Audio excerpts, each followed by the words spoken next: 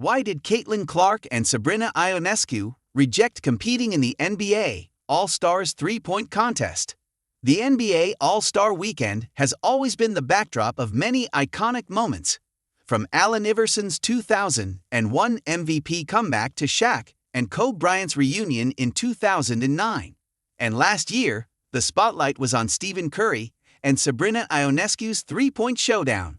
With the elevation of WNBA's popularity, fans also expected ROTY Caitlin Clark to enter the contest this year. The result? Rejection from both Caitlin and the New York Liberty Guard. Rumors were flying around on the NBA's WNBA three-point contest making its return. Unexpectedly, both Stephen Curry and Sabrina Ionescu weren't fond of doing the same thing again. Putting things into perspective, Caitlin's refusal to participate might play a big role in them being reluctant and the contest being completely scrapped. Tough call for the NBA Commissioner Adam Silver. Speaking to The Athletic, NBA spokesman Mike Bass said, "We weren't able to land on a plan we thought would raise the bar off of last year's special moment. We all agreed not to proceed and will instead keep the focus on All-Star Sunday's new format." The new format reportedly comprises a mini-tournament where 4 teams will compete against one another. The best part? 24 of the league's top players in those teams. As rumors die, speculations rise. Recalling that time, Sabrina was asked whom she would choose for a 2v2 three-pointer rematch. That is if it were to happen. She pointed to Caitlin without missing a beat. The Caitlin who is known for her logo threes.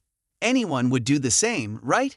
Hence, fans were looking forward to a Steph Curry/Klay Thompson as Caitlin Clark/Sabrina Ionescu game. A dream lineup. That's why fans were sent into a whirlwind upon learning of Caitlin's decline of the offer. Her representatives explained that Caitlin prefers to make her professional three-point contest debut at the WNBA All-Star events this July. Coincidentally, her home court in Indianapolis is this year's host. All the more reason for her priority, although many may not agree. Can you believe it all started with a joke? You read that right.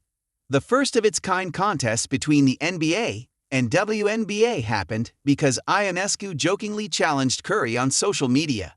The New York Liberty star is well aware of how some basketball fans think WNBA is inferior. So, she wants to change this narrative. What could be more honorable than to play against your idol? The Golden State Warriors' Steph, 2-time winner of the NBA's three-point challenge, Curry. Supporting her stance, Curry said, "You've got kids that are in gyms, boys and girls playing.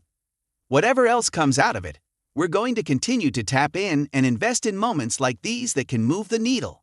As expected of Curry, who advocates for the WNBA, the authenticity of the game drew in fans and experts alike, praising them both. During the shootout, Steph and Ionescu threw their shots from the same NBA three-point line.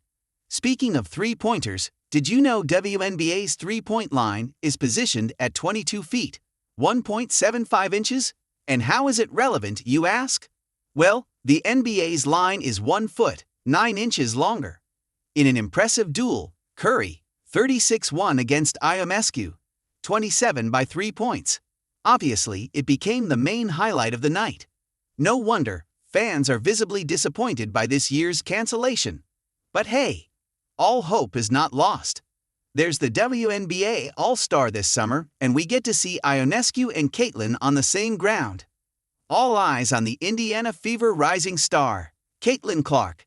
The 2024 Rookie of the Year has been all the rage since she got drafted into the league. After 4 spectacular years at Iowa, she is now on her way to dominate the WNBA with Indiana Fever. An overstatement? Of course not. Not after she has broken decades-old records, and also named Time's 2024 Athlete of the Year.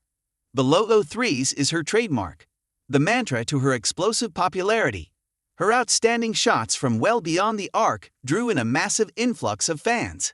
It affected the league so much so that there is a steep increase in game attendance, online viewership and sales in merch. A never-seen popularity in the 28 years of the league's existence. And of course, with the aim of uplifting it more.